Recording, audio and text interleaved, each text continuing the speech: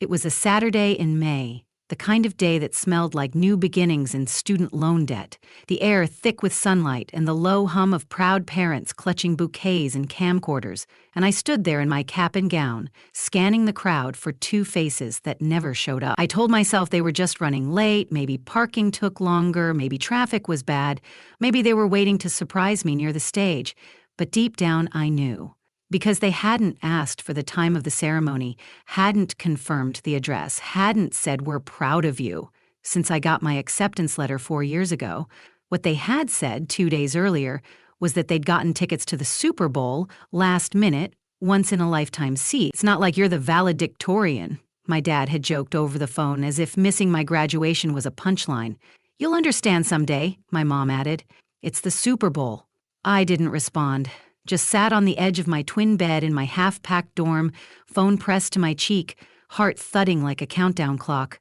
And now, here I was, name card in my sweaty palm, classmates around me buzzing with nerves and excitement, camera flashes going off like fireworks, and no one in the stands to wave when I looked up. No one to hold my diploma in a proud parent picture. No one who gave up their Sunday plans to be there for the single most important moment of my adult life. But I smiled anyway. Walked across that stage anyway, because I had earned it. Every late night, every final exam, every ramen dinner and part-time job and breakdown in the library bathroom. I didn't do it for applause, I did it for me. Afterward, while everyone else hugged their families, posed for photos, cried on each other's shoulders, I walked alone through the grass, my heels sinking into the dirt. A stranger offered to take my picture. I said yes. I smiled like I meant it, and when I got back to my apartment that night, still in my gown, still waiting for a call that wouldn't come, I found a text from my dad. Did you see that touchdown? Insane. I stared at the screen, not angry, just hollow. Because at some point, absence stops being a surprise. It becomes a pattern, a language you learn to speak without tears. And I whispered to myself, don't forget this feeling, because someday they'd ask for something. And when they did, I wanted to remember exactly how it felt to not be worth a drive, a chair, a single moment of their attention. On the day I crossed a finish line, they never bothered to cheer me through.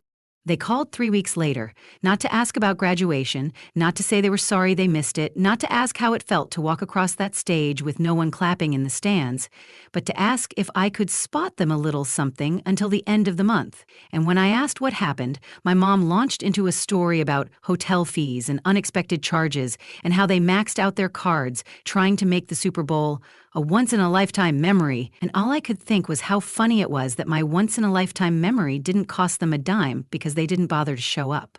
I asked her what exactly she needed.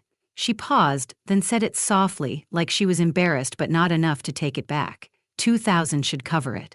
I didn't say anything. I just stared at my laptop screen where the job application portal still showed 12 rejections and counting, where my rent was due in 10 days, where I had a spreadsheet full of side gigs and grocery budgets and the kind of tight math that comes from living without safety nets.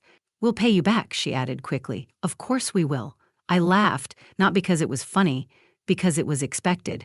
Because they didn't know what it meant to earn something the hard way, to budget down to cents, to build a life on your own while the people who raised you spent their weekends tailgating and posting selfies in jerseys that cost more than my entire cap and gown rental. I can't, I said. Just that. No explanation, no excuse, no apology. Just a sentence with a spine. She went quiet, then said, "You've changed." And I almost told her, "Yes, I have. I've changed into someone who doesn't chase crumbs from people who never bothered to bring a plate. I've changed into someone who won't bankrupt their future to cushion your fantasy. I've changed into someone who remembers who was missing when it mattered." But I didn't say all that. I just repeated, "I can't." My dad took the phone then, tried to reason with me, said things like, "Family sticks together, and we'd do the same for you." And I bit back the words that almost spilled out, "Would you?" Because I remember birthdays with no calls, report cards with no praise, a graduation with no presents. I hung up before the anger boiled over, sat there staring at the wall, and realized I wasn't angry. I was done waiting for them to become the parents I needed, done playing the role of the good kid who always understands. Because if they could miss the most important day of my life and still think they deserved a favor, then they hadn't just missed graduation. They'd missed who I'd become. I didn't block their number. I didn't cut ties dramatically. I just stopped answering. Stopped responding to texts about how's the job hunt and we really miss you and when are you coming to visit, because I knew what those messages were. Scripts, not sincerity. Rehearsed lines from people who didn't know the plot, had already moved on without them. And while they were busy pretending things hadn't changed, I was busy changing everything. I picked up a part-time job at the library, another at a local cafe. I freelanced in the evenings, applied to internships, took every unpaid opportunity that gave me a foot in the door, because I wasn't building a career, I was building insulation, a buffer between me and them, a future that didn't depend on whether or not they ever showed up. And little by little, it worked. Not quickly, not easily, but it worked. I got an interview, then another, then a call that started with, "We were impressed with your persistence," and ended with, "Welcome to the team." It wasn't glamorous, it wasn't the kind of job that made your parents brag to their friends, but it was mine, earned, owned. And when I got that first paycheck, I didn't think about bills first. I thought about silence. The kind that stretched over a graduation ceremony.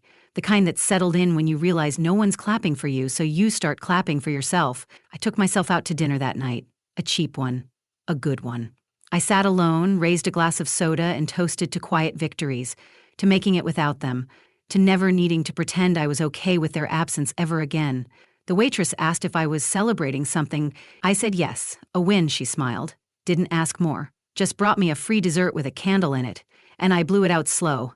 Not because I believed in wishes, but because I believed in marking moments that mattered, even if you're the only one who knows they do.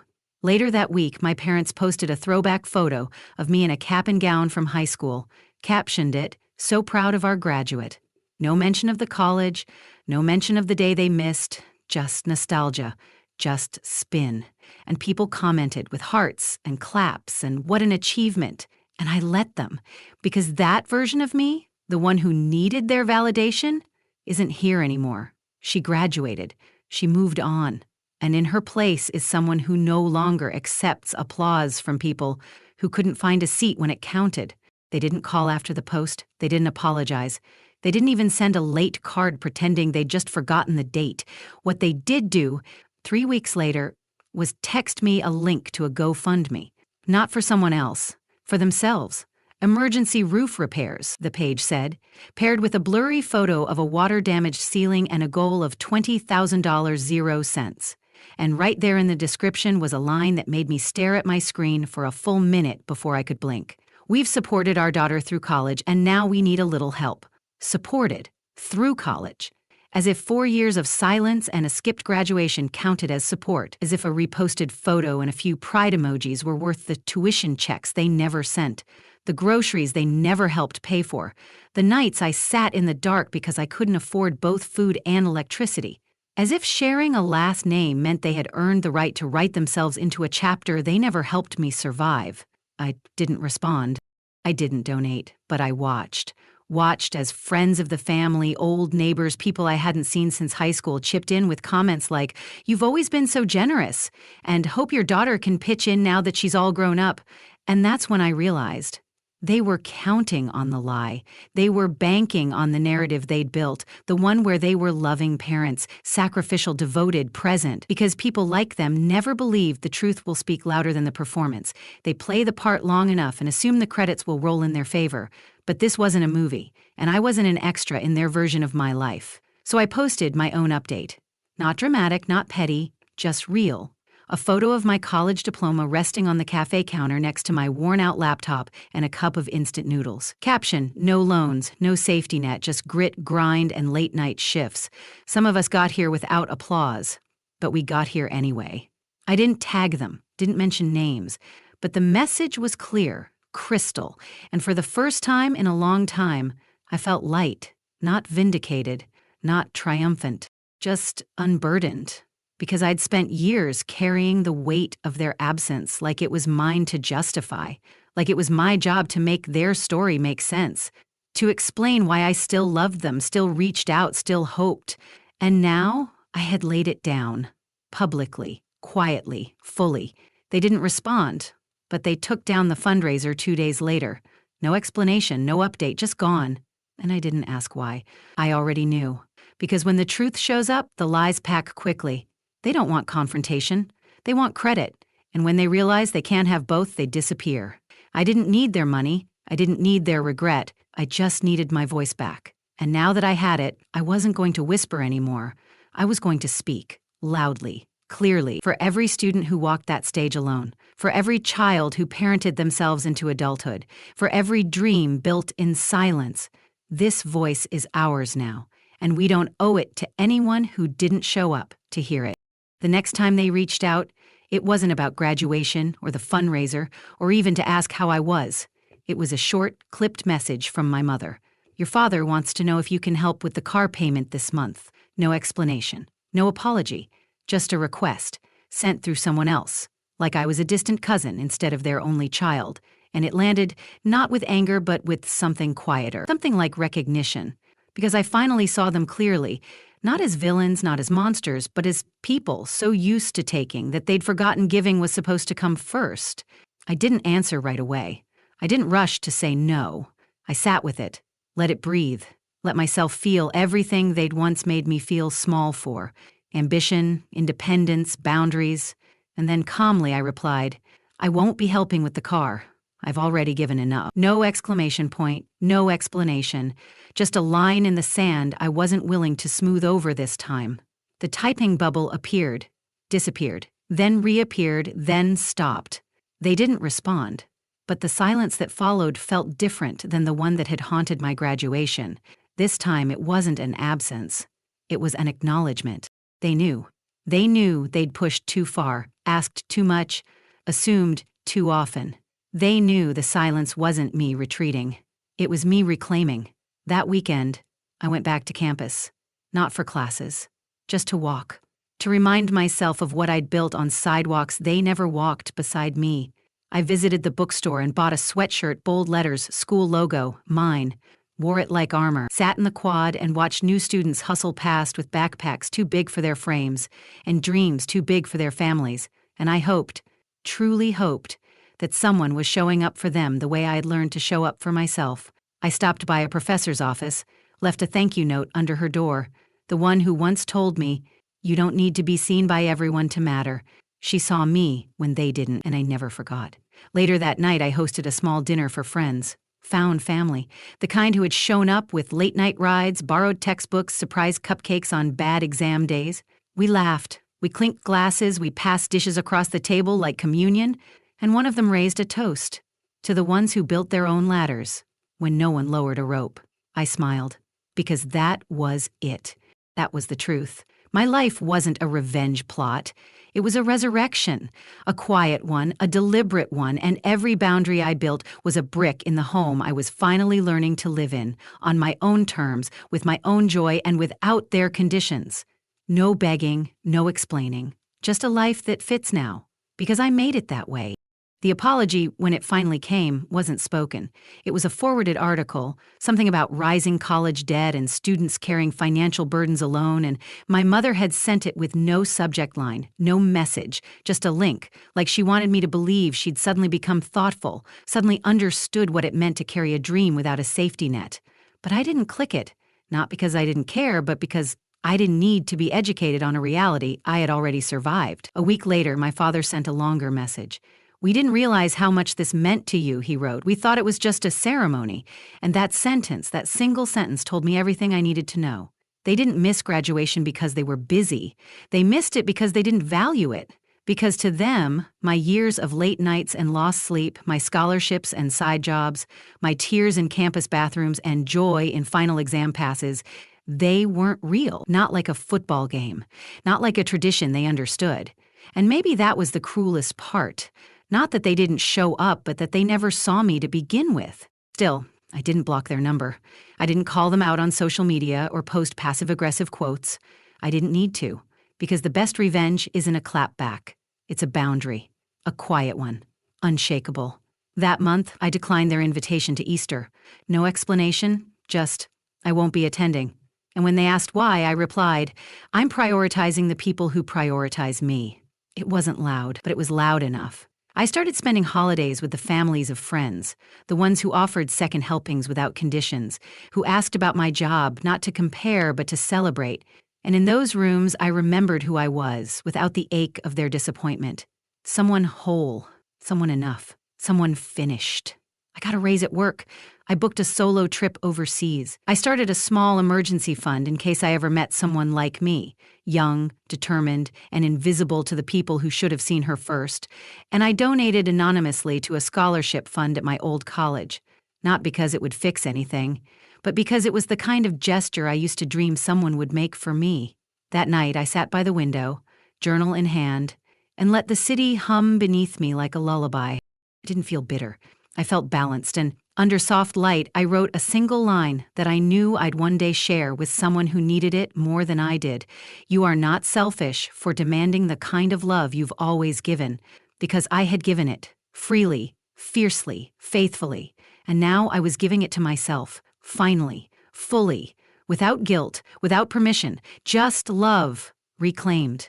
It was mid-July when the next ask came, an email from my father this time. Formal in tone but casual in audacity, asking if I'd be able to help out with a few things around the house, followed by a list that included roof repairs, overdue taxes, and some general financial support while we get back on our feet, as if they hadn't been standing tall just fine when they skipped my graduation for front-row Super Bowl seats. I stared at the screen for a full minute before closing my laptop, not in anger but in awe, because that was the moment I fully understood how entitled people will rewrite history if it helps them sleep at night. They hadn't supported me emotionally or financially. They hadn't stood in the rain with my classmates' families, hadn't sent a card, hadn't even texted the morning of. But now that I had stability, income, presence, now I was useful. I didn't reply right away. I waited a week, not to be cruel, but to be deliberate. I wanted my silence to say something their noise had never bothered to hear. And when I finally did respond, it was just 2 lines. Respectfully, I can't fund what wouldn't fund me. I hope you understand. No signature, no emojis, just the weight of a door they never thought would close.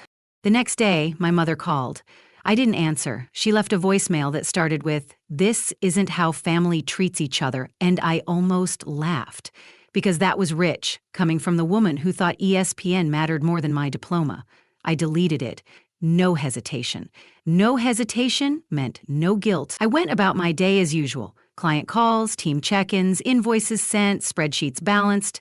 And that night, I cooked dinner with a playlist on, singing to myself in a kitchen that was mine alone, paid for in full, with money they never contributed, dreams they never supported, and choices they never respected. I didn't need their approval. I needed my peace, and I had found it.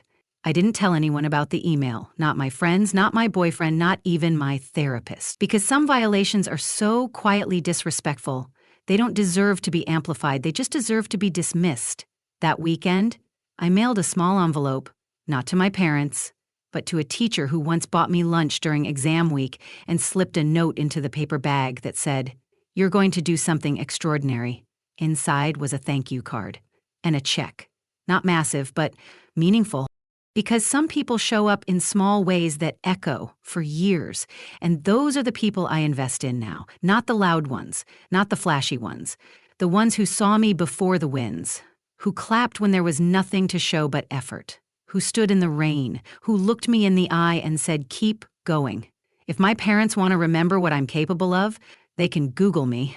My name's easy to find now. My work speaks for itself. But they won't find my kindness there. That's reserved for the people who earned it. And I've learned, finally, fully, that love isn't unconditional when respect is the condition you refuse to meet. Graduation came and went, but what followed was the real milestone. Peace, success, and a kind of freedom that didn't need to be announced to be felt. The kind that comes when you finally stop waiting for someone to clap for you and learn how to clap for yourself.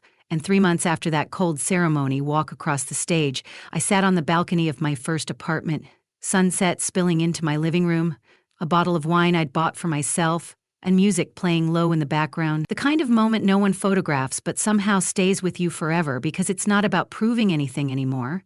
It's about knowing you already did. They never did show up. Not after the email, not after the voicemail, Not even after the small local paper ran a feature on me and my business, something about young entrepreneurs reshaping post-grad success, and a neighbor had left it on their porch with a yellow sticky note that just said, "You must be proud." I heard about that part from my cousin, who said my mom folded the paper 3 times and left it in a drawer, didn't frame it, didn't even call, and honestly, that was fine. Because there comes a time when the silence says more than the applause ever could. I used to fantasize about a big confrontation, me standing tall, them squirming, truth loud and undeniable.